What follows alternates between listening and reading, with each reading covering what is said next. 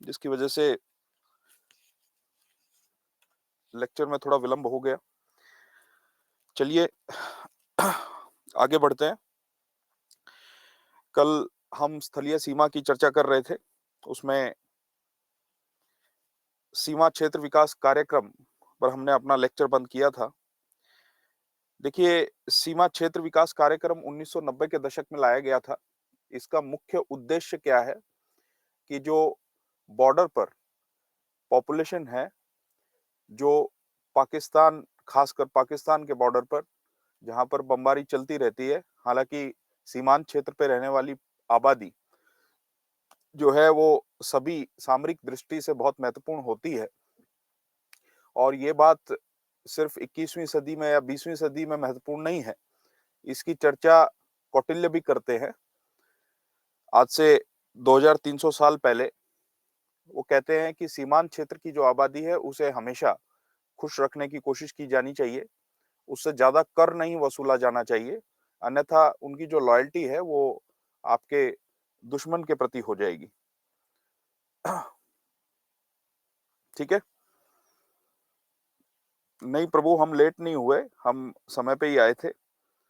लेकिन कुछ माइक में कुछ दिक्कत थी जिसकी वजह से लेक्चर लेट शुरू हुआ। तो देखिए, सीमा क्षेत्र विकास कार्यक्रम ये सीमा प्रबंधन विभाग, गृह मंत्रालय के अंतर्गत आता है। लेकिन इसमें जितने भी मंत्रालय हैं, उनकी जितनी भी स्कीम्स हैं, उसको इंटीग्रेट किया जाता है। सीमावर्ती क्षेत्रों में रहने वाले लोगों के बीच सुरक्षा की भावना पैदा करने के लिए ये प्रोग्राम बहुत महत्वपूर्ण माना जाता है। कल मैंने आपको ये भी बताया था कि इस कार्यक्रम के अंतर्गत जो फंड रिलीज किए जाते हैं, वो सिक्योरिटी एजेंसीज को वो फंड दिए जाते हैं। उसका कारण ये है कि प्राय यह देखा गया है, खासकर सीमांत क्षेत्र में, कि सिक्योरिटी फोर्सेस को लेके एक आशंका बनी रहती है सामान्य व्यक्तियों में। तो उस आशंकाओं को समाप्त करने और दोनों में विश्वास पैदा करने, जो सिक्योरिटी फोर्स है वो और जो आम लोग हैं उनमें आपस में विश्वास पैदा करने के लिए ये कार्यक्रम जो है सिक्योरिटी फोर्सेस के द्वारा इम्प्लीमेंट किया जाता है। ठीक है। ये कार्यक्रम जो है अंतर्राष्ट्रीय सीमा के 10 किलोमीटर के भीतर लागू होता है। 10 किलोमीटर तक जितने भी गांव या आबादी आती है उस पर यह कार्यक्रम लागू होता है। इसके अंतर्गत जो है जितनी भी मिनिस्ट्रीज हैं, उनकी जो जो योजनाएं हैं, उनको इंटीग्रेट किया जाता है। देखिए, खासकर इसमें क्या किया जाता है कि जैसे किसी का घर डैमेज हो गया, यहाँ पर आप चित्र देख सकते हैं। इसमें मैंने दिखाया हुआ है कि किस प्रकार बॉर्डर पार से बमबारी की वजह से सीमांत क्षेत्र में लोग जो रहते हैं उनका घर डैमेज हो जाता है या उनका कोई कम्युनिटी सेंटर डैमेज हो जाता है। तो इस फंड से उसको दोबारा बनाया जाता है। इसके अलावा अगर सीमांत क्षेत्र में कोई ऐसा छात्र है जो पढ़ने में बहुत अच्छा है, उसको स्कॉलरशिप चाहिए, वैसे बहुत गरीब है, तो उसको स्कॉलरशिप दी जाती है। कोई खेल कूद में बहुत आगे है तो उसको भी फैसिलिटीज दी जाती है ताकि वो नेशनल खेल सके, इंटरनेशनल खेल सके, आगे बढ़ सके। इन सब कार्यों से जो प्रशासन है, जो सिक्योरिटी एजेंसीज हैं, उनके बीच जो है उनके लिए एक विश्वास की भावना पैदा होती है सीमांत क्षेत्र में। ठीक है। नहीं, वॉइस बिल्कुल सही आ रही है अभी। आपके तरफ से कुछ इशू है, हमारे साइड से बिल्कुल सही है। ठीक है।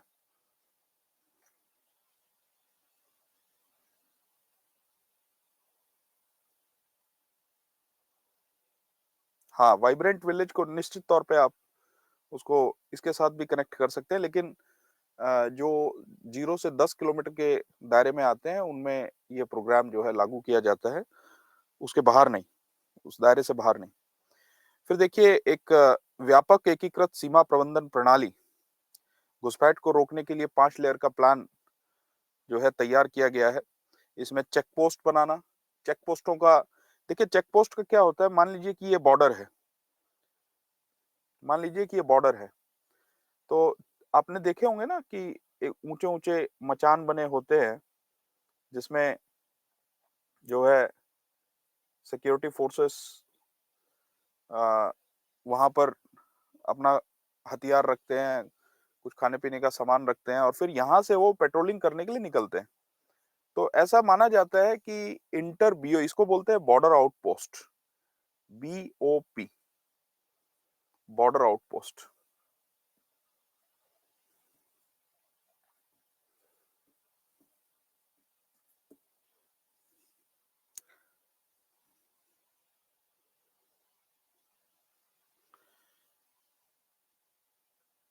देखिए, जो अभी ज्वाइन कर रहे हैं, जिनको ये कंफ्यूजन हो रहा है कि क्या चर्चा चल रही है, कल जो चर्चा जहां बंद हुई थी, हम सीमा सुरक्षा की बात कर रहे हैं। भारत बड़ा देश है और सीमाएं भी विशाल हैं। दो प्रकार की सीमाएं हैं, एक तो स्थलीय सीमाएं और एक समुद्री सीमाएं। ठीक है, तो यहाँ पर स्थलीय सीमा में हमने कल लेक्चर बीएडीपी प्रोग्राम पर रोका था, बॉर्डर एरिया डेवलपमेंट प्रोग्राम। तो उसकी मैंने चर्चा की है, उसका क्या महत्व है सीमा सुरक्षा में, वो किस लिए, किस उद्देश्य से लागू किया गया है, ये सारी बातें, इसकी चर्चा हुई है। कोशिश कीजिए कि समय पे आए ताकि आपका कोई टॉपिक छूटे ना, कोई पॉइंट छूटे ना। चीजें जब आप व्यापक तरीके से समझते हैं तभी वो चीजें याद होती हैं, अन्यथा आपको हमेशा कंफ्यूजन ही रहेगा। ठीक है,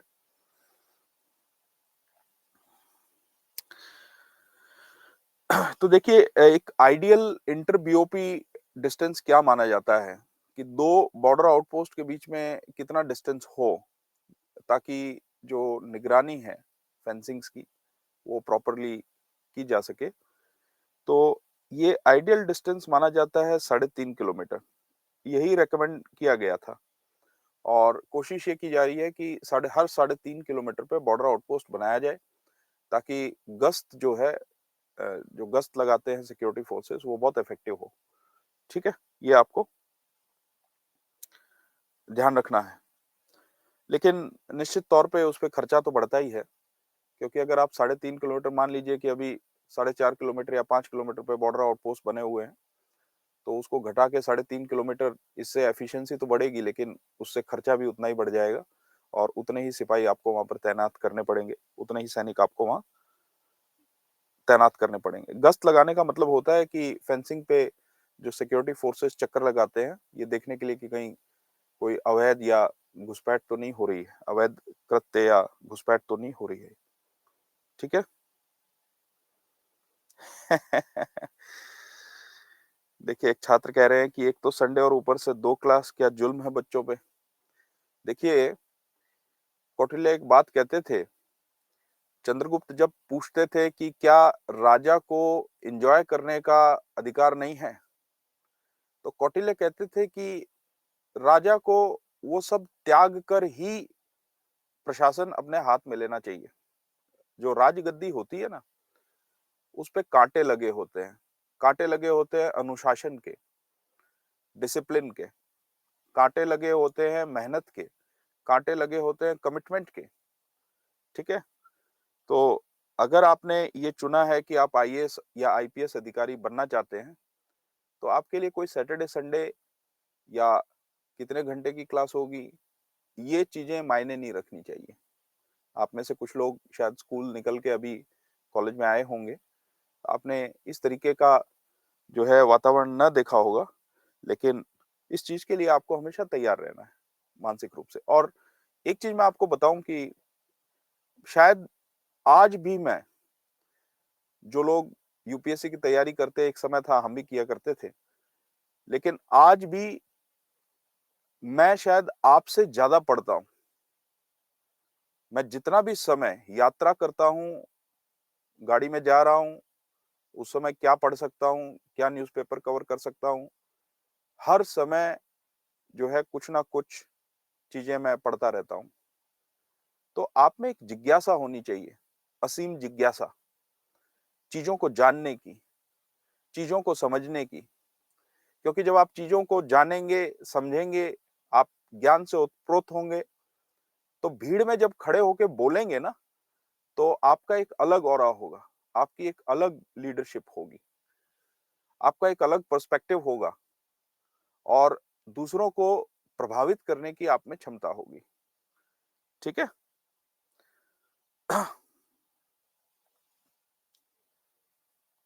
हाँ, हाल ही में बिल्कुल बहुत अच्छी बात कही है एक छात्र ने। उन्होंने वो शायद करंट अफ़ेयर्स अच्छे से पढ़ते हैं। उन्होंने कहा है कि होम मिनिस्टर ने जो है ये वक्तव्य दिया है कि अगले 2 साल में पाकिस्तान और बांग्लादेश की बॉर्डर की सारी फेंसिंग हो जाएगी। बिल्कुल सही बात है।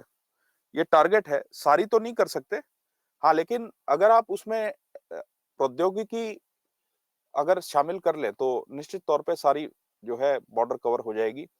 इनफैक्ट ऐसा देखा गया है कि अभी जैसे भारत-बांग्लादेश बॉर्डर से जो अवैध अप्रवासी आते थे उनकी संख्या कम हुई है। कैटल स्मगलिंग की मैं इंडिया टुडे की रिपोर्ट पढ़ी थी, उसके बाद खैर किसी मीडिया हाउस ने कोई ऐसी रिपोर्ट या इन्वेस्टिगेटिव रिपोर्ट नहीं छापी। 2021 में मैंने वो रिपोर्ट पढ़ी थी कि कैटल स्मगलिंग जो पशुओं की तस्करी होती है, पशुओं की आड़ में पशुओं को ऑपरेट करके उसमें जो है अफ़ीम वगैरह भी स्मगल किया जाता है, छोटे हथियार भी स्मगल किए जाते हैं। तो उस कैटल स्मगलिंग में लगभग 90% की गिरावट आई है।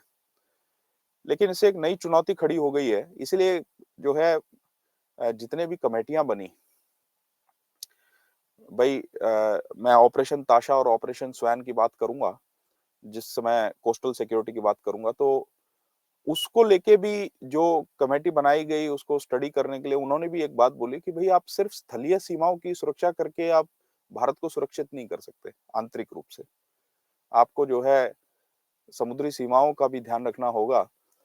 आज स्थिति ये हो गई है कि लैंड बॉर्डर तो क्लोज़ हो गया है, भारत-बांग्लादेश, ठीक है? और ये आने वाले 1-2 साल में बिल्कुल क्लोज़ कर दिया जाएगा। लेकिन यही बांग्लादेशी जो अवैध अप्रवासी हैं, वो समुद्र का रास्ता लेते हैं और इंटेलिजेंस रिपोर्ट ये बताती है कि अभी ये समुद्र का रास्ता लेकर और उड़ीसा और आंध्र प्रदेश तक जो है अब ज़्यादा संख्या में पाए जाते हैं। ठीक है ना? तो जो आप कीमत देते हैं ना सुरक्षा की, वो है सतत दृष्टि रखना, सतत जागृत रहना खतरों के प्रति और उनके प्रति सतत लड़ते रहना, निरंतर लड़ते रहना। ये जो है सुरक्षा की कीमत चुकाई जाती है। ठीक है? तस्करी का अर्थ होता है कि आप जो है लीगल फ्रेमवर्क से बाहर कुछ व्यापार कर रहे हैं और जो है अवैध तरीके से कर रहे हैं और अवैध चीज़ों का कर रहे हैं। ठीक है? इल्लीगल चीज़ों का कर रहे हैं। राइट? समझ में आया ये? ठीक है। बीओपी एक बार फिर से समझा दिए ऐसा प्रश्न आया है। बीओपी का मतलब होता है बॉर्डर आउटपोस्ट। बॉर्डर आउटपोस्ट का मतलब होता है कि देखिए सीमा पर अगर सेना या सैनिक गश्त लगाएँगे, उस फेंसिंग की जो है निगरानी करने के लिए तो उन्हें निश्चित तौर पे कोई तो जगह चाहिए होगी ना, जहाँ पर वो अपना साज़ो-सामान रखेंगे या जो अपनी छोटी-मोटी चीज़ें हैं वो रखेंगे या रेस्ट करना है तो रेस्ट करेंगे, तो उसको कहते हैं बॉर्डर आउटपोस्ट। वो बॉर्डर आउटपोस्ट से ही वो निगरानी करने निकलते हैं। तो ऐसा समझा जाता है, ऐसा रिकमेंडेशन है कि अगर इस गश्त लगाने की कार्य में एफिशिएंसी अगर चाहिए तो 2 बॉर्डर आउटपोस्ट के बीच में कितना डिस्टेंस हो, तो वो डिस्टेंस जो है वो 3.5 किलोमीटर का आइडियल माना जाता है। इनफैक्ट अभी गवर्नमेंट ने ये प्रोजेक्ट चलाया हुआ है कि हम बॉर्डर आउटपोस्ट के बीच की जो दूरी है उसको घटा के 3.5 किलोमीटर करेंगे। उसपे खर्चा काफ़ी आएगा, लेकिन उससे जो है निगरानी बहुत अच्छी हो जाएगी। ठीक है? तो देखिए 5 लेयर का क्या प्लान है? तो पहले तो चेक पोस्ट, तो इसकी संख्या बढ़ाना, उनके बीच में दूरी जो है उसको कम करना ताकि जो है और इसमें इंटीग्रेटेड चेक पोस्ट भी आते हैं। इंटीग्रेट सारे चेक पोस्ट इंटीग्रेटेड नहीं होते हैं, ये मैं आपको बता दूँ। जैसे आप वाघा बॉर्डर पे गए होंगे तो वो उसको अट्टारी भी बोला जाता है। अट्टारी चेक पोस्ट जो है वो इंटीग्रेटेड चेक पोस्ट है। आप रक्सौल जाएँगे तो वहाँ पर भी इंटीग्रेटेड चेक पोस्ट है। इंटीग्रेटेड चेक पोस्ट का उद्देश्य मैंने आपको बता दिया कि जो अच्छा सीमा प्रबंधन है, वो वो सीमा प्रबंधन माना जाता है जहाँ पर जो लोग वैध व्यापार करना चाहते हैं, वैध तरीके से आना-जाना चाहते हैं, पीपल टू पीपल कॉन्टैक्ट भी बढ़ता है उससे, तो उनको आने दिया जाए। ये नहीं कि आपने बॉर्डर सील कर दिया और कोई आ जा नहीं पा रहा है, कोई व्यापार नहीं हो पा रहा है, उससे तो जो सीमांत क्षेत्र है उसमें गरीबी आ जाएगी। बात समझ आई आपको? तो अच्छा प्रबंधन वो माना जाता है जो असामाजिक तत्वों को तो बाहर रखे, उनको बॉर्डर क्रॉस ना करने दे। लेकिन जो अच्छे तत्व हैं, जो व्यापार लाते हैं, जो वहाँ की लोकल प्रॉस्पेरिटी को बढ़ाते हैं, ठीक है? उनको आने दिया जाए। तो उस पर्पज़ के लिए, ताकि व्यापार में विलंब भी ना हो, फटाफट चेकिंग हो जाए, उसको क्रॉस करवा दिया जाए, साथ में जो है सिक्योरिटी चेक भी हो जाए, उसके लिए इंटीग्रेटेड चेक पोस्ट बनाई जाती हैं, ठीक है?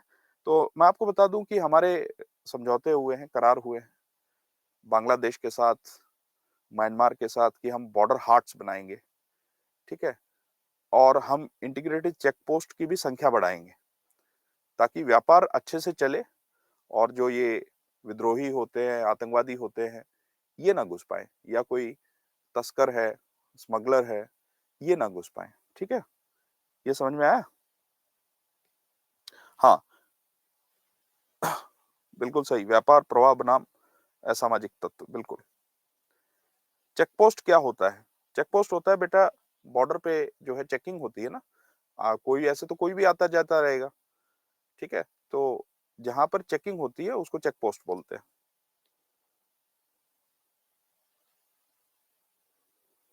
ठीक है? फिर रात में देखने के लिए उपयोगी उपकरण, ये बहुत महत्वपूर्ण है। ये बहुत, इसकी बहुत कमी पाई गई है। हमारे जो सुरक्षा एजेंसी हैं, इसमें पैसा डालने की आवश्यकता है, अच्छी रिसर्च करने की आवश्यकता है, स्पष्ट रात में दिखे, क्योंकि अगर आपके पास ये उपकरण नहीं है तो रात का फायदा उठा के और फिर तस्करी की जाएगी, की भी जाती है, ठीक है? तो ये बहुत महत्वपूर्ण है कि जितने भी सुरक्षा एजेंसियां सीमा क्षेत्र की सुरक्षा के लिए डेपुट हुई हैं, उनके पास जब वो पेट्रोलिंग पे जाते हैं तो उनके पास जो है नाइट विजन कैमरा भी होने चाहिए, जिसमें से वो देख के ये पता लगा सके कि रात में क्या गतिविधियां चल रही हैं। थर्मल डिटेक्टर होने चाहिए, सीसीटीवी कैमरे होने चाहिए, ठीक है? ये बहुत महत्वपूर्ण है, उससे ये पता चलता है कि घुसपैठ की संभावना कहाँ पर है। सुरंगों का पता लगाने के लिए भूमिगत सेंसर या रडार होने चाहिए, ये बहुत महत्वपूर्ण है, क्योंकि अ,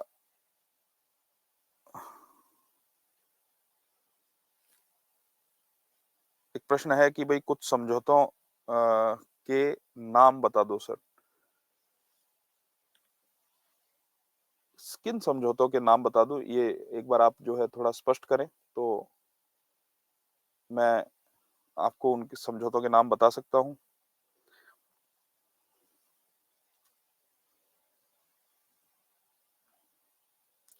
ठीक है।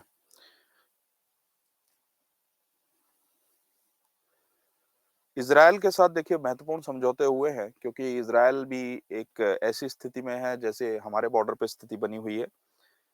तो इज़राइल के साथ जो समझौते हुए हैं उसमें इलेक्ट्रॉनिक वर्चुअल फेंस की बात हुई है, इलेक्ट्रो ऑप्टिक सेंसर, मानव रहित हवाई वाहन यूएवी जिसको बोलते हैं, लेजर बॉर्डर्स, और इसके लिए डीआरडीओ के साथ जो है टाई अप हुआ है, उसकी जो laser science and technology centre है, लास्टक जिसको बोला जाता है। तो इज़राइल की जो टेक्नोलॉजी है वो काफ़ी उन्नत मानी जाती है पूरे विश्व में, क्योंकि वो भी जो है कई प्रकार के खतरे अपने बॉर्डर पे फेस करते हैं, खासकर जो ये टनल वाला है, ठीक है ना? कि आप ऊपर से तो गश्त लगा सकते हैं, लेकिन आप टनल को देखेंगे कैसे? वो दिखती थोड़ी ना है, वो तो अंडरग्राउंड है। लेकिन रडार से उसका पता चल जाता है कि यहाँ पर कोई टनल है कि नहीं।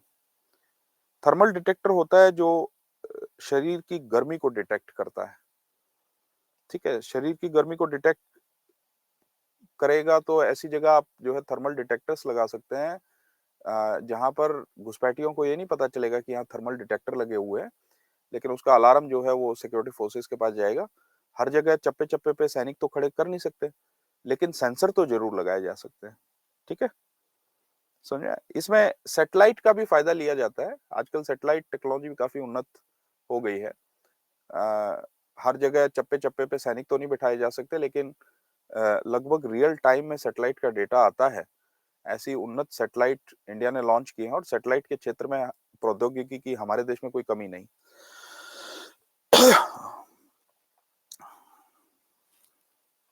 ठीक है? तो और अब तो काफ़ी एडवांस लेवल की सैटेलाइट्स हम यूएस के साथ भी शेयर कर रहे हैं। निसार आपने सुना होगा।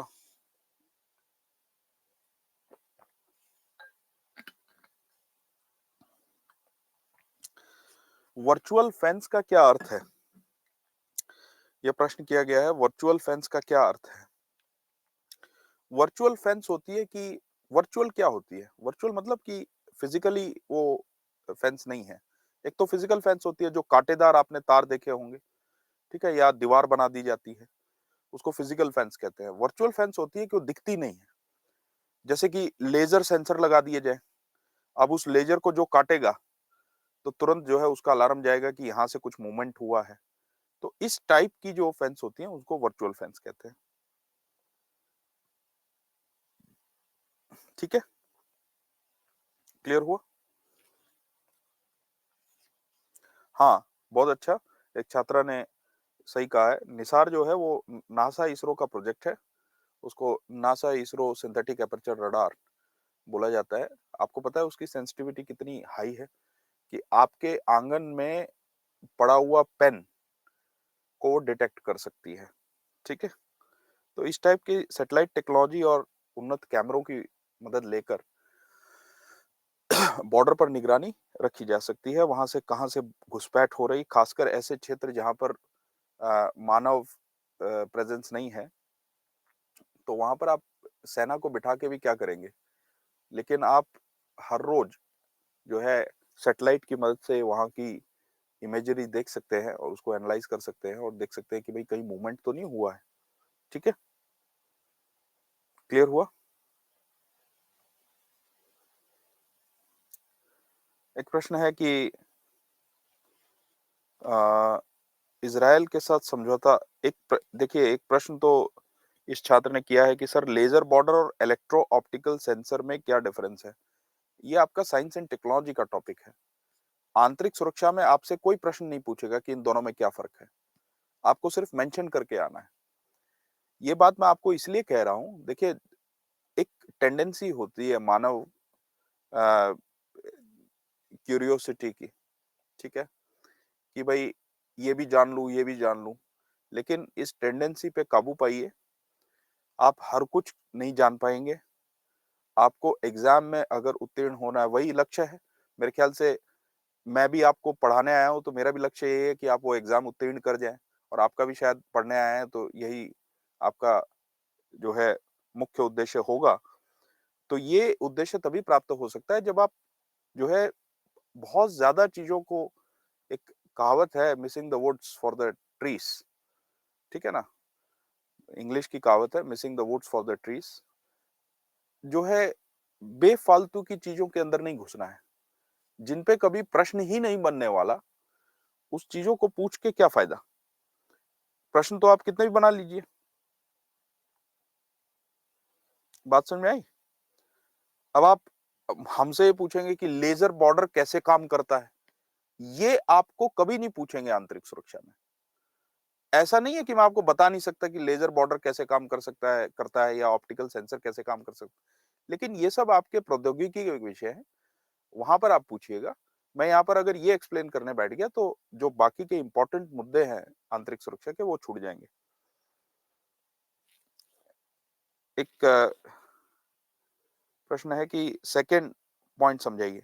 इलेक्ट्रो ऑप्टिक सेंसर जो है वो ऐसे सेंसर होते हैं, आप उनको बॉर्डर पे लगा दीजिए और आपको वहां गश्त लगाने की जरूरत नहीं है। उस सेंसर का जो आउटपुट है उसको आप कंट्रोल सेंटर से कनेक्ट कर दीजिए। वहां से कोई भी मूवमेंट होगा तो इलेक्ट्रो ऑप्टिक सेंसर जो है वो इमीडिएटली एक्टिव हो जाएगा और आपके कमांड सेंटर में वो अलार्म बजा देगा। इसके साथ आप अगर कैमरे को भी वहां पर फिट कर देते हैं तो इमीडिएटली आप जो है देख सकते हैं कैमरे से कि वहां पर क्या गतिविधि चल रही है। और मान लीजिए कि उस कैमरे के सामने गतिविधि नहीं दिख रही है तो आप जो है ड्रोन भेज सकते हैं, यूएवी भेज सकते हैं। आजकल ड्रोन टेक्नोलॉजी इतनी उन्नत हो गई है वहां पर निगरानी रखने के लिए। ठीक है? क्लियर हुआ?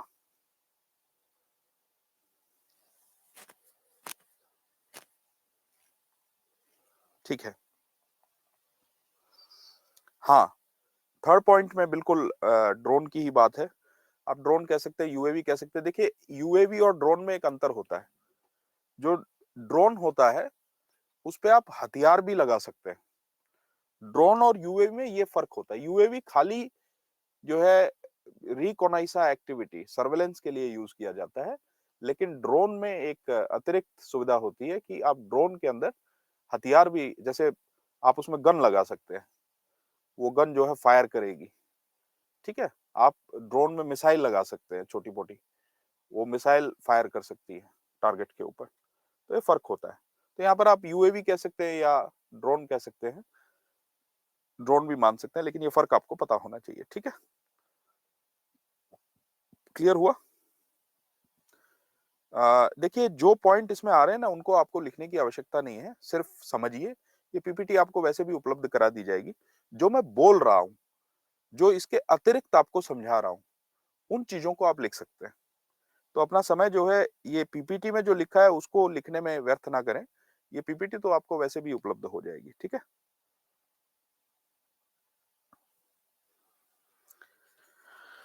हाँ, लेकिन ये मैं आपको निश्चित कहूँगा कि जो लिखते हैं ना, वो निश्चित तौर पे अपनी मेमोरी में अच्छे से बिठा लेते हैं चीज़ों को। वो जो सिर्फ़ पढ़ते हैं, उनको शायद कई रिवीज़न लगें, उस स्तर पे पहुँचने में जो लिखते हैं।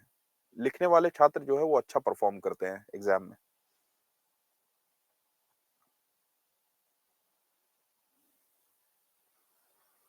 एक प्रश्न है कि लेज़र बॉर्डर्स के बारे में बता दीजिए। देखिए, ये प्रश्न जो है बार-बार आता है, शायद आप साइंस के छात्र ना होंगे। साइंस आपने कभी पढ़ी नहीं होगी, 10वीं तक तो आप पढ़े ही हैं और सामान्य ज्ञान तो साइंस का होना ही चाहिए। लेज़र बॉर्डर ऐसे होता है, मान लीजिए कि यहाँ पर जो है लेज़र लगाई, इसको ध्यान से देखिए क्योंकि प्रश्न ये काफ़ी छात्रों ने पूछा है। ये जो लेज़र है, ये इस सेंसर के साथ कनेक्टेड होती है। अब यहाँ पर कोई भी इसको क्रॉस करेगा, तो यहाँ से सिग्नल जो है वो कमांड सेंटर में चला जाता है। तो वहाँ पर क्या है कि आपको 24 घंटे सैनिक बिठाने की ज़रूरत नहीं है। कमांड सेंटर में जब अलार्म बजे तो उस समय आप जो है इमीडिएटली यूएवी या और कोई तकनीक से, या वहाँ कैमरे भी फिट किए जा सकते हैं, तो इमीडिएटली आप देख सकते हैं कि कोई घुसपैठ हुई है क्या? घुसपैठ होती है तो उस एरिया को कॉर्डन कर लिया जाता है और जो है सुरक्षा बल जो है फिर एक छापा मारते हैं, सर्च ऑपरेशन चालू करते हैं और उनको ढूँढते हैं और घुसपैठियों को या तो गिरफ्तार कर लिया जाता है या उनको एलिमिनेट कर दिया जाता है। ठीक है? समझ में आया? क्लियर हुआ? लेज़र बॉर्डर क्या है ये समझ आया आपको?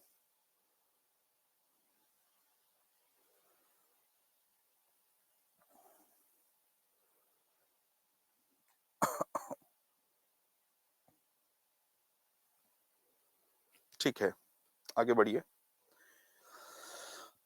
देखिए, विगत वर्षों में कुछ प्रश्न पूछे गए हैं, इसको ध्यान से पढ़िएगा और मुझे बताइएगा कि क्या आप इसका उत्तर लिख सकते हैं? ये सारी चर्चाएँ जो की है, मैंने इस सिलेबस का डिज़ाइन ही इस तरीके से किया है कि आपको ऐसा कोई प्रश्न नहीं मिलेगा, जिसका उत्तर आप ना लिख सकें। अगर आपने लेक्चर ध्यान से अटेंड किया है तो, हर एक चीज़ आपने ध्यान से सुनी है तो, ठीक है?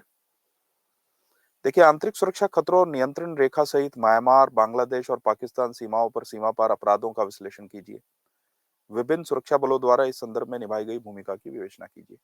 जहाँ तक ये जो सेकंड पार्ट है, विभिन्न सुरक्षा बलों द्वारा इस संदर्भ में निभाई गई भूमिका, ये बाद में लेक्चर में आएगा, उसकी चर्चा मैं उस समय करूँगा। लेकिन क्या आप इसके पहले भाग का उत्तर लिख सकते हैं?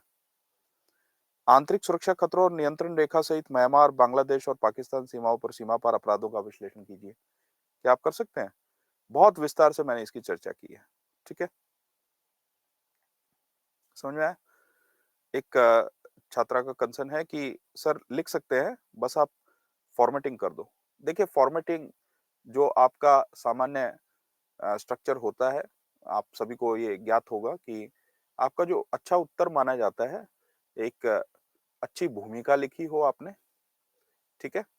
और बॉडी और कंक्लूजन, ठीक है? भूमिका में कुछ ऐसा लिखें, जिसको पढ़कर एक रुचि पैदा हो कि इस छात्र ने अगर भूमिका ये बांधी है, तो निश्चित तौर पे आगे बॉडी में इसने क्या लिखा होगा, एक जिज्ञासा पैदा हो, इस तरीके की आपको भूमिका लिखनी है, ठीक है? और जब आप बॉडी लिखते हैं, तो आपको एक चीज़ जो है स्पष्ट होनी चाहिए कि उस बॉडी में सारे व्यापक तरीके से आपको सारे पॉइंट ला देने हैं, ठीक? कोई भी पॉइंट छोड़ना नहीं है। आप इसीलिए मैं कहता हूँ, इसको कहते हैं इकोनॉमी ऑफ वर्ड्स। मतलब कि एक स्थिति ऐसी आएगी, आज आपको लग रहा है कि 250 शब्द कैसे लिखेंगे? मैं कहता हूँ 250 शब्द कुछ भी नहीं होते। आप जब आपकी तैयारी हो जाएगी, आपका जब ज्ञान बढ़ जाएगा, तो आपको 250 शब्द बहुत कम लगेंगे कि इसमें मैं उत्तर कैसे लिखूँ? क्योंकि इसमें तो बहुत कुछ छूट जाएगा। तो इसलिए आप में एक कला होनी चाहिए कि कम शब्दों में ज़्यादा कैसे व्यक्त किया जाए, ये लिखने की कला और ये लिखने के अभ्यास से ही आती है। मैं ऐसा क्यों कह रहा हूँ? क्योंकि आप कम शब्दों में अगर ज़्यादा व्यक्त करेंगे, तो आप उस प्रश्न में पूछे गए चीज़ों के सारे पहलुओं को कवर कर पाएँगे। ठीक है? समझ में आया? हाँ, देखिए एक छात्र का प्रश्न है कि सर इसको किसी फैक्ट से शुरू कर सकते हैं? बिल्कुल कर सकते हैं, क्यों नहीं कर सकते? देखिए, आप भूमिका को आकर्षक कैसे बना सकते हैं?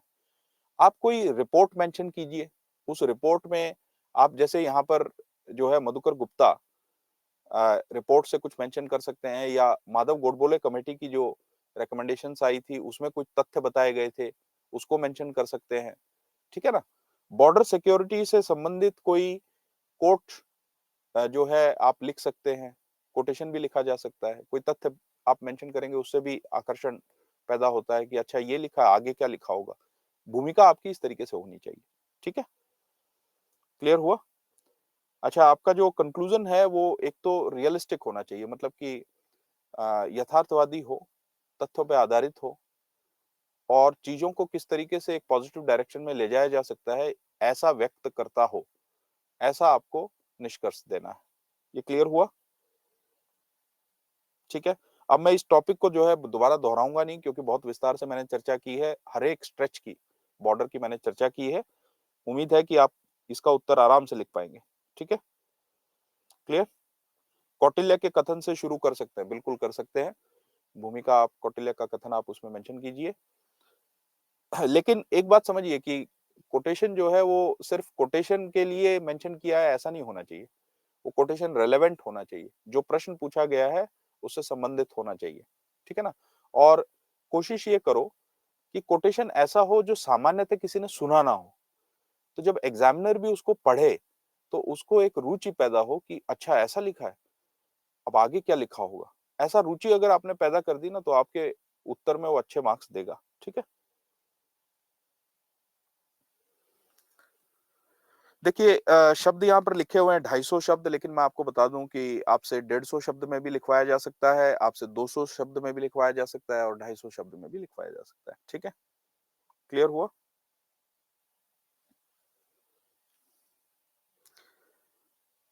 अभिषेक कह रहे हैं कि आज कोई टॉपिक नहीं शुरू हुआ है ना? टॉपिक शुरू हुआ है, चर्चा हुई है, आप लेट आए हैं। देखिए, प्रभावी सीमावर्ती क्षेत्र प्रबंधन हेतु हिंसावादियों को स्थानीय समर्थन से वंचित करने के आवश्यक उपायों की विवेचना कीजिए और स्थानीय लोगों में अनुकूल धारणा प्रबंधन के तरीके भी सुझाइए। आसान प्रश्न है, ये 150 शब्द में पूछा गया 2020 में। एक छात्र कह रहे हैं मेरा डाउट लेते नहीं, आपके कई डाउट मैंने लिए हैं, मुझे निजी तौर पर याद है। हाँ, लेकिन हो सकता है कि आपने अगर 15 डाउट पूछे उसमें से 2-3 छूट गए हों, तो आप ऐसा हम पर आरोप नहीं लगा सकते।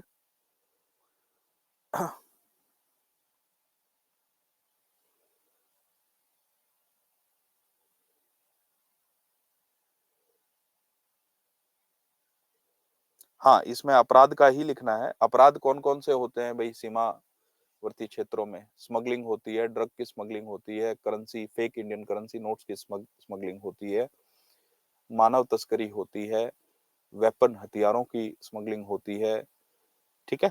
अवैध व्यापार चलता है। क्लियर हुआ?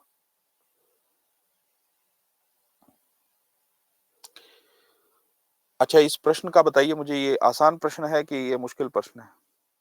हाँ, इसमें बिल्कुल, बहुत अच्छी बात है। मुझे अच्छा लगा कि आप जो है ध्यान से लेक्चर सुनती हैं। एक छात्रा का लिखना है कि सर इसमें बॉर्डर एरिया डेवलपमेंट प्रोग्राम को मेंशन करना है, बिल्कुल मेंशन करना है, ठीक है? और हिंसावादियों को स्थानीय समर्थन से कैसे वंचित करना है, तो आपको उसके लिए जो पब्लिक परसेप्शन मैनेजमेंट जो बोला जाता है, जो लोगों में विचार हैं, वो किस प्रकार का नैरेटिव हो, उसकी आपको चर्चा करनी होगी, ठीक है?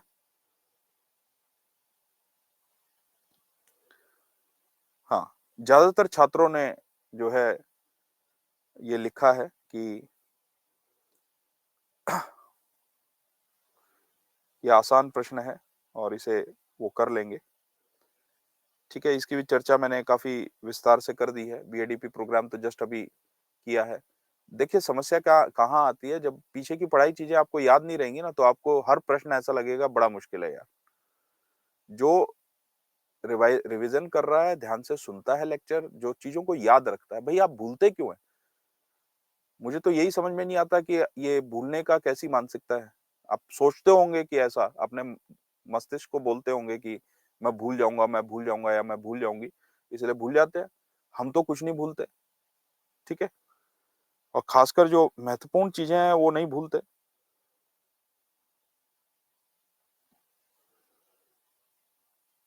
हाँ, बहुत अच्छी बात कही, लाइफ में कुछ भी हार्ड नहीं है, सब कुछ ईज़ी है, बशर्ते कि आप मेहनत करें। डेमोक्रिटस का एक बड़ा अच्छा कोट हमें याद आता है, hard work gets easy with practice, any hard work gets easy with practice. आप प्रैक्टिस करें तो चीज़ें आसान हो जाएँगी, ठीक है? समझ में आया? ठीक है। फिर देखिए इस प्रश्न को पढ़िए, ये प्रश्न 2018 में पूछा गया, संसार के 2 सबसे बड़े अवैध अफ़ीम उगाने वाले राज्यों से भारत की निकटता ने भारत की आंतरिक सुरक्षा चिंताओं को बढ़ा दिया है। नशीली दवाओं के अवैध व्यापार एवं बंदूक बेचने, गुपचुप धन विदेश भेजने और मानव तस्करी जैसी अवैध गतिविधियों के बीच कड़ियों को स्पष्ट कीजिए। इन गतिविधियों को रोकने के लिए क्या-क्या प्रतिरोधी उपाय किए जाने चाहिए? ठीक है? तो देखिए हाँ, इसमें गोल्डन क्रेसेंट और गोल्डन ट्रायंगल आपको मेंशन करना है, उसकी चर्चा करनी है।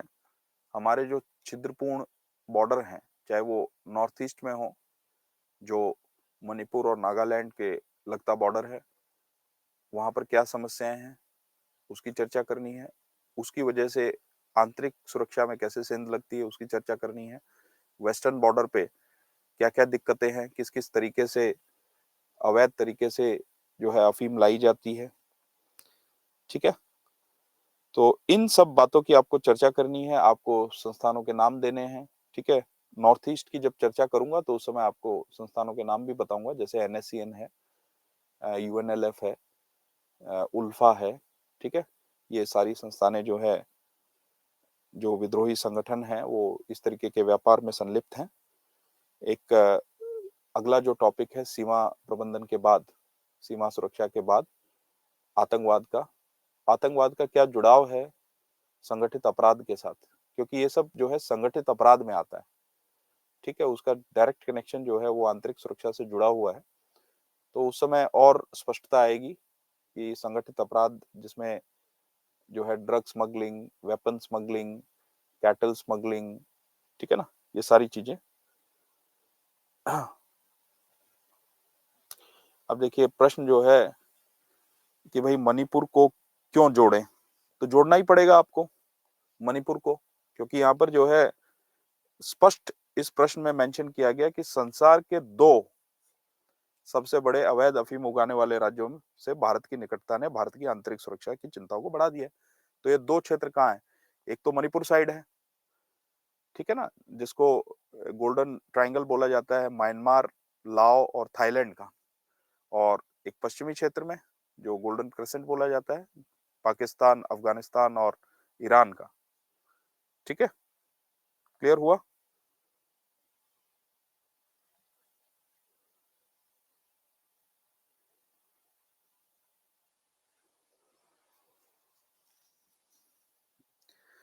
ठीक है।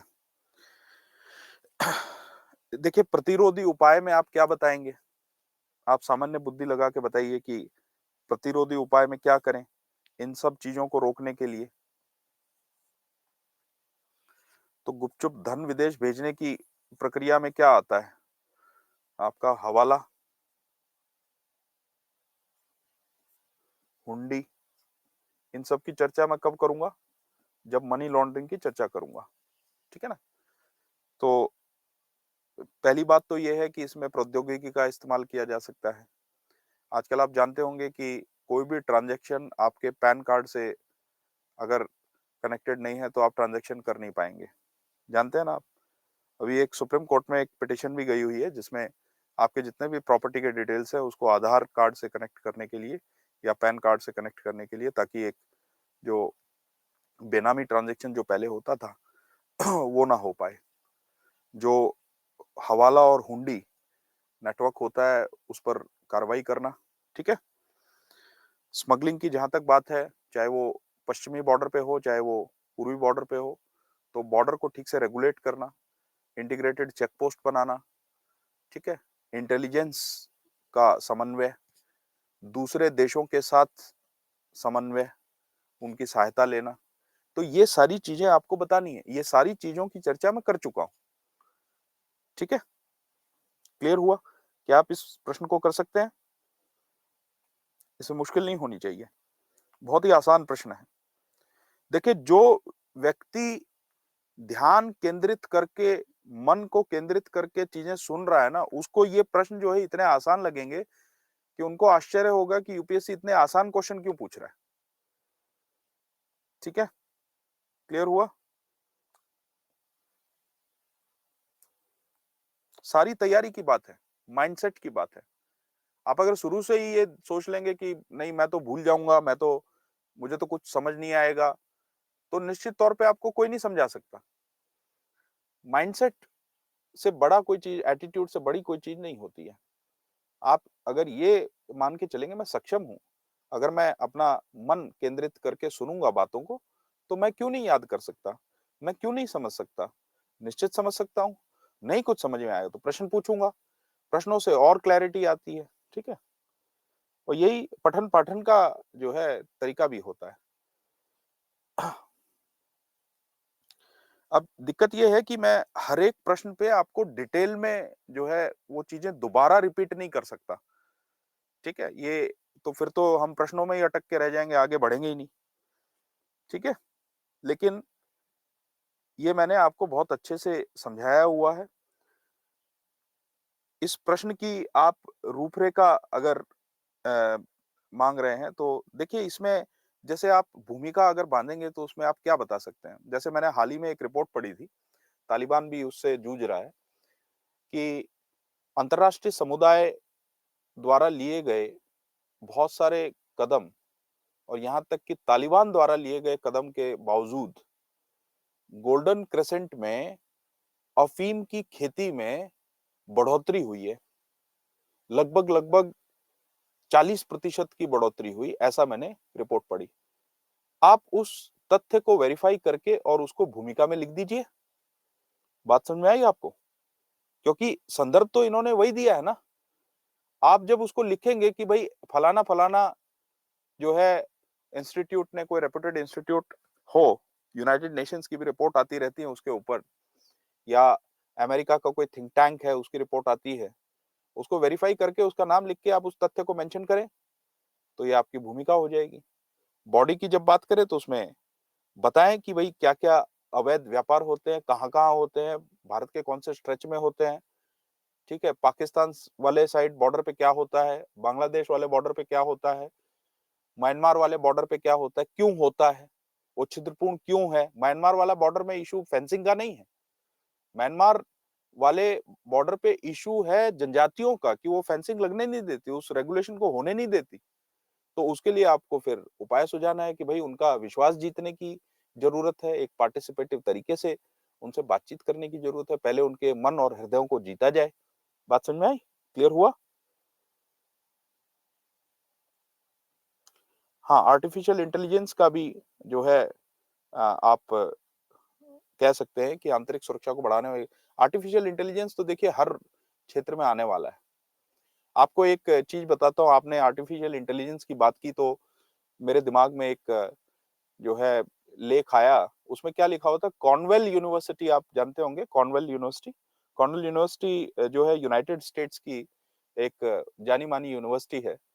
उसका एक इंजीनियरिंग के छात्र ने एक ऐसी बंदूक बनाई, अ, काफ़ी मेधावी छात्र वहाँ जाते हैं। उसने एक ऐसी ऑटोमैटिक बंदूक बनाई कि उसको आप बॉर्डर पे लगा दीजिए।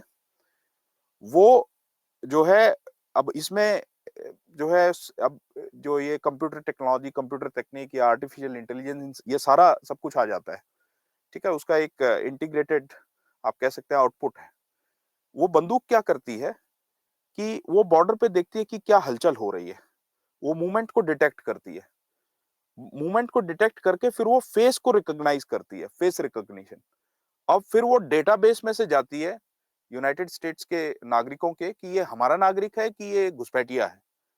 और फिर जो है वो गन एक्यूरेसी के साथ जो है मतलब कि बुलेट्स फायर करती है, लेकिन वो बुलेट जो है वो पहले उस घुसपैठिए पे फायर नहीं करती, उसके पैरों के पास फायर करती है, ताकि उसको वार्निंग दी जा सके और ये सब ऑटोमैटिक होता है। कोई सैनिक नहीं रिक्वायर्ड है। बस उसको माउंट कर दिया गया है और वो गन लगा दी गई है। वो पहले वार्निंग शॉट मारती है और उसके बाद ये देखती है कि उसका मूवमेंट जो है वो बॉर्डर की तरफ है। अगर बॉर्डर की तरफ चलता रहता है तो फिर वो एक्चुअल शॉट फायर करती है। तो आप समझ सकते हैं, ठीक है, कि तकनीक कैसी उन्नत हो रही है। तो आपने आर्टिफिशियल इंटेलिजेंस की बात की तो मैंने जस्ट आपको एक एग्जांपल उदाहरण दिया कि जो टेक्नोलॉजी है उसका कोई सीमा नहीं दिखती कि क्या कर सकती है। इंसान जो करवाना चाहे वो कर सकती है। ठीक है ना? हाँ, निश्चित तौर पे प्राइवेसी कंसर्न तो होगा ही। ठीक है, फेस रिकॉग्निशन के जो सॉफ्टवेयर आए हैं उसी में प्राइवेसी कंसर्न तो आ ही रहा है। चाइना में बहुत बड़े स्तर पे उसका इस्तेमाल हुआ है। तो लोकतांत्रिक व्यवस्था में जो आपको अधिकार दिए गए हैं निश्चित तौर पर उसका हनन तो होगा ही। लेकिन मैं आपको सिर्फ बता रहा हूँ कि इस तरीके से रिसर्च चल रही है, इस तरीके के वेपन बनाए जा रहे हैं, ठीक है? टेक्नोलॉजी को यूज़ करके इस तरीके से अ, देखिए कहा जाता है कि प्राइवेसी से ज़्यादा बड़ा कंसर्न ये भी है कि आपकी जान बची रहे, है कि नहीं? हालाँकि आर्टिकल 21 जो है जीवन का अधिकार उसका महत्वपूर्ण भाग जो है वो निजता का अधिकार माना गया है। हमारे सुप्रीम कोर्ट ने भी ऐसा ही बोला है। मैं ये आर्ग्यू नहीं कर रहा हूँ कि निजता का अधिकार नहीं होना चाहिए। लेकिन निजता से मैं समझता हूँ कहीं ज़्यादा महत्वपूर्ण ये भी तो है कि मैं ज़िंदा रहूँ, कि स्टेट जो है मेरी इतनी तो सुरक्षा करे कि कोई आतंकवादी मुझे मार के ना चला जाए। आप समझ रहे हैं? अगर दोनों में चॉइस होगी तो निश्चित तौर पे मैं प यही चूज़ करूँगा कि कम से कम इतना तो एन्श्योर करो कि मैं ज़िंदा रहूँ। निजता तो बाद में देखी जाएगी। ज़िंदा ही नहीं रहेंगे तो निजता क्या बचेगी? और उस निजता को बचा के ही हम क्या कर लेंगे? कहने का मतलब कि मैं ये नहीं कह रहा हूँ कि प्राइवेसी का अधिकार नहीं होना चाहिए, मैं उसे बहुत महत्वपूर्ण मानता हूँ। मैं भी नहीं चाहता कि मेरी प्राइवेसी जो है वो भंग हो और उसके लिए सतत प्रयास भी होने चाहिए, संतुलन स्थापित करने की आवश्यकता है। लेकिन मैं सिर्फ़ आपको एक पहलू बताया है कि टेक्नोलॉजी किस प्रकार से उन्नत हो रही है। चलिए ठीक है। ये प्रश्न आपको अच्छे से समझ आया? क्लियर हुआ? ठीक है।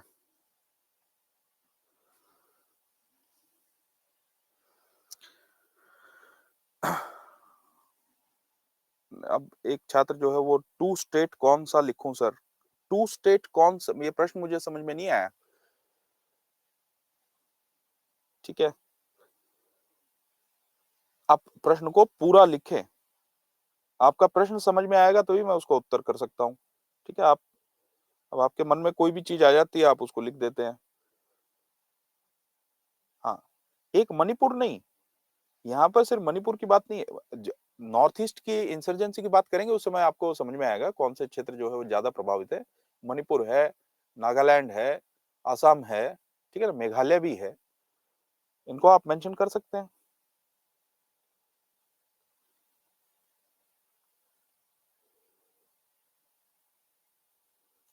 अफ़ीम वाले राज्य। नहीं, नहीं, अफ़ीम वाले राज्य जो है मतलब कि देखिए हमारे यहाँ भी अफ़ीम उगाई जाती है लेकिन वो वैध अफ़ीम उगाई जाती है। हाँ, अवैध अफ़ीम मणिपुर में उगाई जाती है। अवैध अफ़ीम जो है वेस्ट बंगाल में भी कुछ बॉर्डर डिस्ट्रिक्ट्स में पाई गई है, ठीक है? लेकिन वो बहुत बड़े स्तर पे नहीं है। हाँ, मणिपुर में आप कह सकते हैं कि जब हम इसकी मणिपुर में जो हिंसा हुई है उसकी चर्चा करेंगे तो उसमें मैं आपको समझाऊँगा कि मणिपुर में किस प्रकार से अफ़ीम की खेती बढ़ी है, जिसकी वजह से भी जो है स्टेट ने जब एक्शन लेना चाहा, अवैध तरीके से उगाई अफ़ीम, क्योंकि अफ़ीम जब तक उसका फ्लो रहता है ना सोसाइटी के अंदर, तब तक वहाँ पर कुछ न कुछ अराजक गतिविधि चलती रहेगी। ये जितने भी असामाजिक संगठन होते हैं, असामाजिक तत्व होते हैं, वो उनका धन का स्रोत क्या होता है? यही सब चीज़ें होती हैं। अफ़ीम उगाई, अफ़ीम बेच दी, है कि नहीं? किसी को एडिक्ट बना दिया, एडिक्ट बनाने के बाद जो एडिक्ट होता है ना, ड्रग एडिक्ट, उसके लिए कोई रिश्ता-नाता नहीं होता। उसको बस पैसा चाहिए कहीं से। वो अपने बाप को भी बेच देगा, अपनी पत्नी को भी बेच देगा, घर को बेच देगा, बच्चों को बेच देगा, उसकी आदत ऐसी हो जाती है। तो उसको पहले उस आदत में डाला जाता है ताकि वो सब कुछ बेच दे और हमको पैसा दे दे। बड़ा दुर्भाग्य है, आपको बताऊँ, दिल्ली में मैंने कम से कम 5-7 बार यंग लड़कों को बैठे देखा है इंजेक्शन लेते पार्कों में और पब्लिक प्लेसेस में, और मुझे बड़ा दुःख होता है इस चीज़ को देखकर, क्योंकि पाकिस्तान की जो रणनीति है, भारत को हजार घाव देकर रक्त रंजित करने की रणनीति, ये उसी का हिस्सा है कि इनको ड्रग्स बेचो, इनके युवाओं को बर्बाद कर दो, उसके बदले में जो पैसा मिले उसी से बम फोड़ दो, है कि नहीं? उनको डराओ समाज को।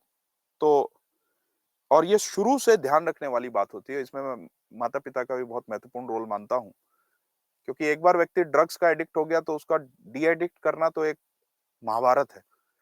मैंने अपने जीवन में जितने भी निजी जीवन में अनुभव किए हैं, तो ड्रग एडिक्ट को डी एडिक्ट करना एक नियर इम्पॉसिबल काम होता है, बहुत मुश्किल काम होता है, ठीक है? क्लियर हुआ?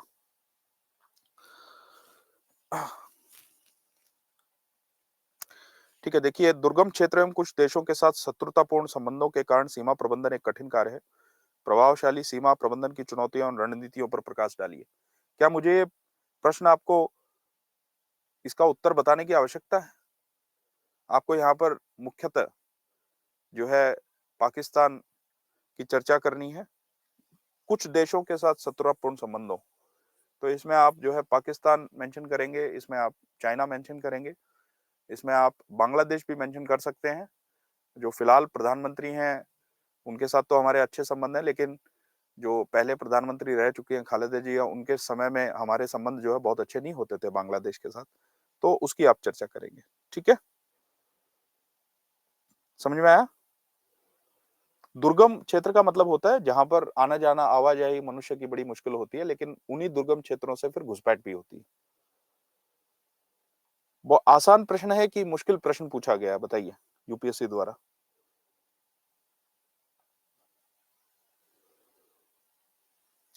हाँ, बहुत आसान है, ठीक है? आसान आपको इसलिए लग रहा है क्योंकि आपने लेक्चर ठीक से सुना है।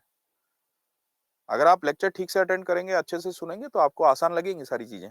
मैं कहता हूँ कि मैंने पिछले 10 वर्षों के प्रश्न पत्रों को खंगाला है, प्रश्नों को खंगाला है, और मुझे एक भी प्रश्न ऐसा नहीं लगा कि अगर आपने लेक्चर ढंग से अटेंड किया हो, तो आप वो प्रश्न का उत्तर ना लिख पाएँ। क्लियर हुआ?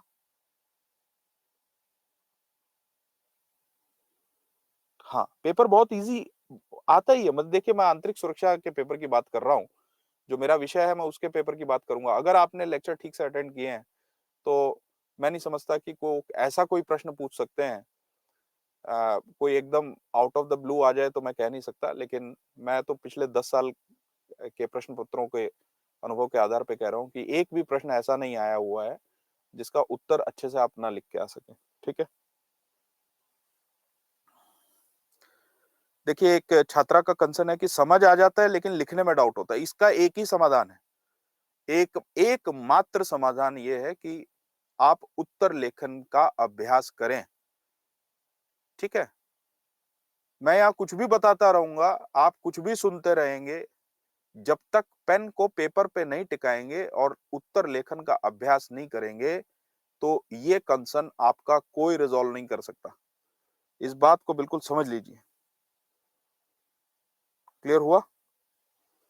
समझ में आया?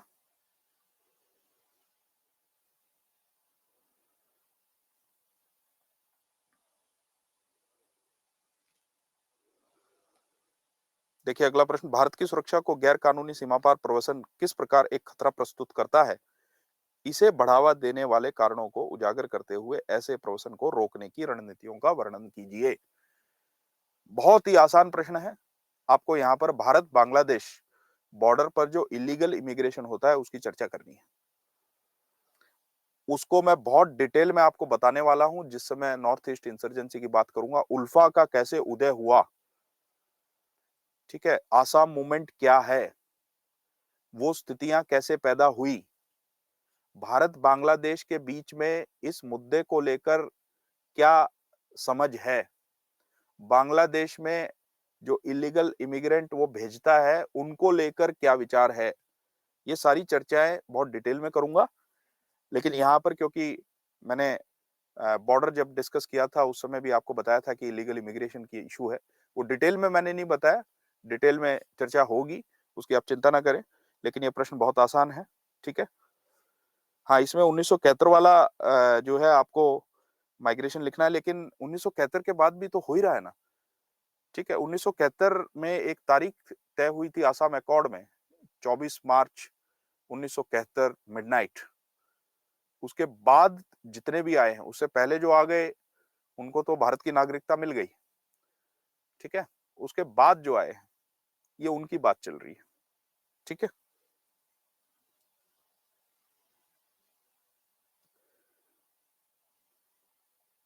एक प्रश्न है कि सर क्वेश्चंस की स्पीड या टाइमिंग बता दीजिए।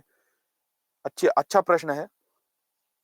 आप किसी भी उत्तर का टाइम अगर जानना चाहते हैं तो उसके जो शब्द पूछे गए हैं, जितने शब्दों में लिखना है, उसको आप 25 से डिवाइड कर दीजिए और उसमें 1 मिनट ऐड कर लीजिए। ये फॉर्मूला आप अपनाइए। समझ में आया? अगर 250 शब्दों में पूछा है तो उसको 25 से डिवाइड कीजिए, तो कितना आया?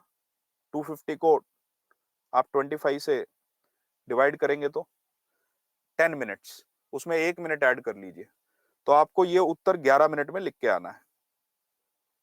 क्लियर हुआ? अंडरस्टूड? ये फॉर्मूला अगर 200 शब्दों में पूछा है तो divide by 25, 8 minutes plus add 1 minute to think about question. जो प्रश्न पूछा गया है उसके बारे में विचार करने के लिए और उत्तर में आप क्या लिखेंगे उसके लिए 1 मिनट ऐड कीजिए, तो आपको 9 मिनट में अपना उत्तर लिखना है। 150 शब्द में पूछा है तो उसको 25 से डिवाइड कीजिए,